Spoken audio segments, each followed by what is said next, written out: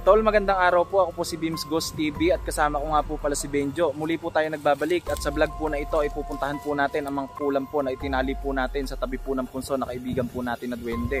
At ang pakay po natin sa kanya ay tanggalan po siya ng itim na mahika o tinatawag po na itim na bato. Dahil hanggang ngayon po ay 3 days na, no?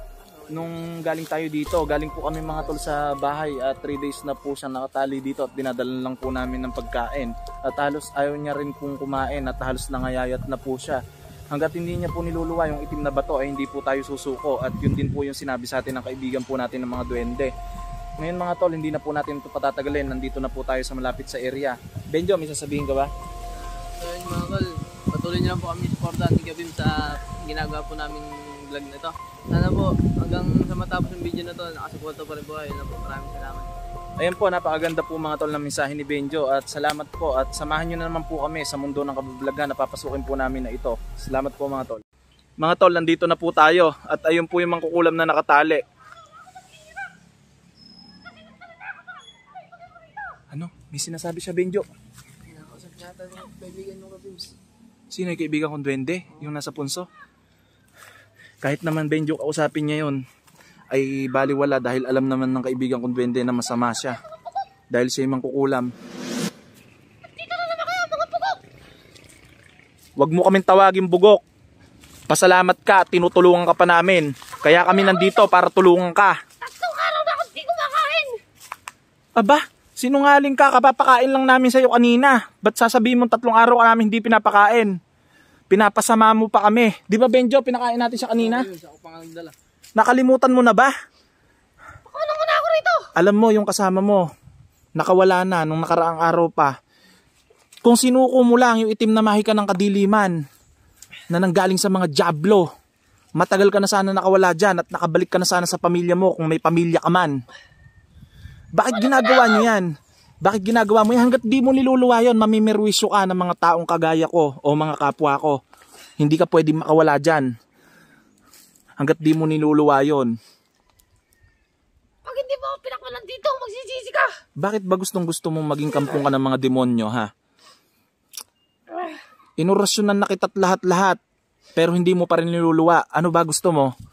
Yung orasyon na makakasunog sa buong pagkatao mo? Para mapilitan ka iluwayan? Mahina ka! Anong mahina ako? Di mo ko kaya!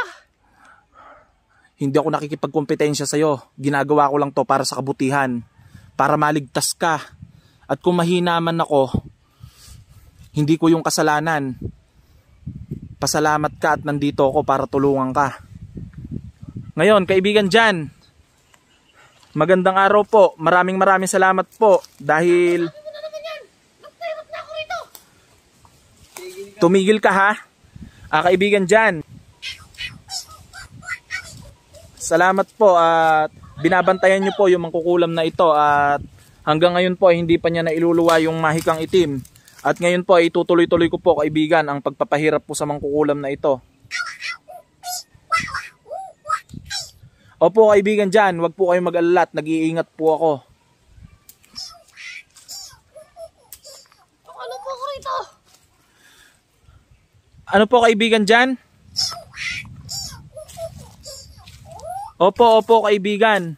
Naintindihan ko naman po. Ang sabi po ni kaibigan dyan mga tol ay gustuhin man niya daw po na siya daw po ang umalis dito sa itim na mahika na tinataglay po nito pero hindi daw po siya pwedeng lumabag sa patakaran na bilang duwende daw po ano. Kasi meron din daw po silang mga iniingatan na patakaran po. Sa mundo po nila mga tol. Pasalamat ka at napakabait ng kaibigan kong duwende. May sinasabi si kaibigan dyan, timigil ka. Ang sabi po mga tol ni kaibigan dyan ay kailangan daw po ay mailigtas na daw po ito. At matanggalan na daw po ng mahika po ng kadiliman para po manumbalik na daw po at marami na daw pong nasasayang na oras sa mga misyon daw po na gagawin ko. Manahimik kayo! Wala ka respeto. Aray, Benjo. Nabulag ako. Anong ginawa mo? Aray, sakit. Anong ginawa mo? Gabims, anong nangyari sa'yo? Yung mata ko, sakit.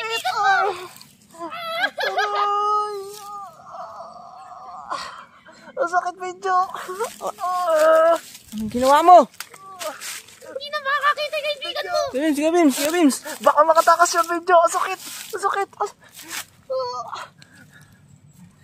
Wala akong makita, medyo. Anong ginawa mo ay? Aray! Ang kaibigan duwende ni Gabims. Tulungan niyo po siya. So ayun mga tol. Gabims, magiging okay lang din daw po lahat.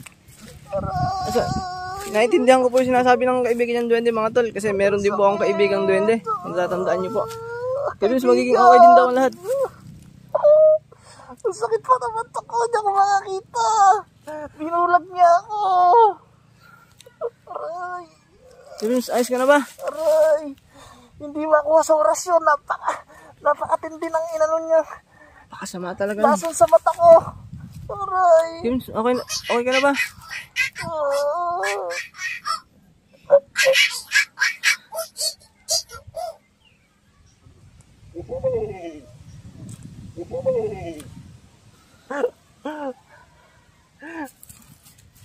Nakakita ka na kay Bims.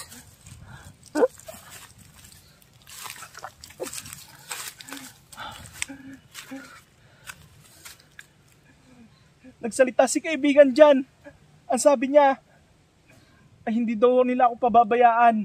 At narinig ko din yung boses ng gabay kong tikbalang. Maraming salamat po sa aking mga gabay. At tinulungan niyo po ako. Ngayon po ay medyo malabo pa yung aking paningin pero nakakita na po ako. Bumabalik na po sa dati. Sadya nga po napakahiwaga ng kakayahan niyo. At tinulungan niyo po ako. Salamat po sa patuloy po na pagiging gabay yun sa akin, mga kaibigan. Salamat po kaibigan ko pong dyan. Utang na loob ko po sa iyo ito. Napakabuti mo po talaga. Gumawa ka na naman po ng isa pong himala. At tunay nga po na kayo po ay napakamakapangyarihan. Sobrang sakit po kaibigan dyan. Pero mabuti na lang po.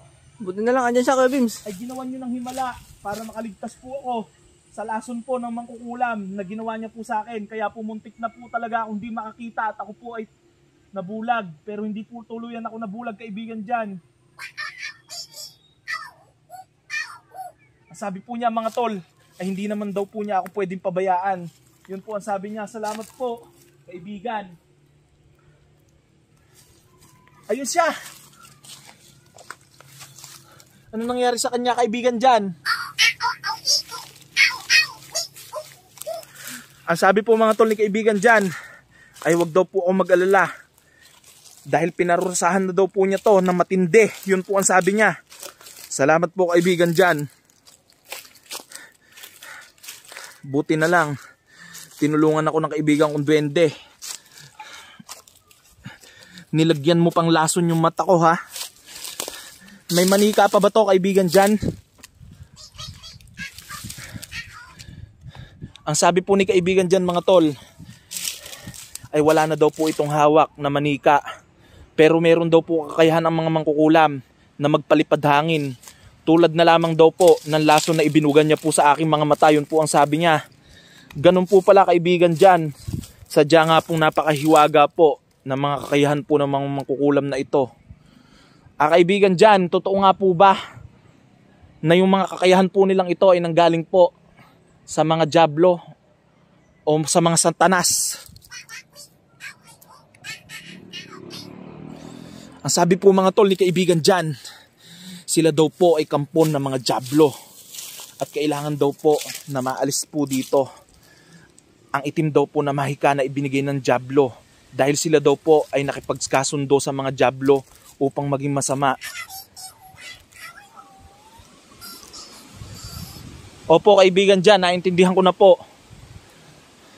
Sinasamantala daw po ng mga diablo ang mga mahihinang tao, ng mga makasalanan.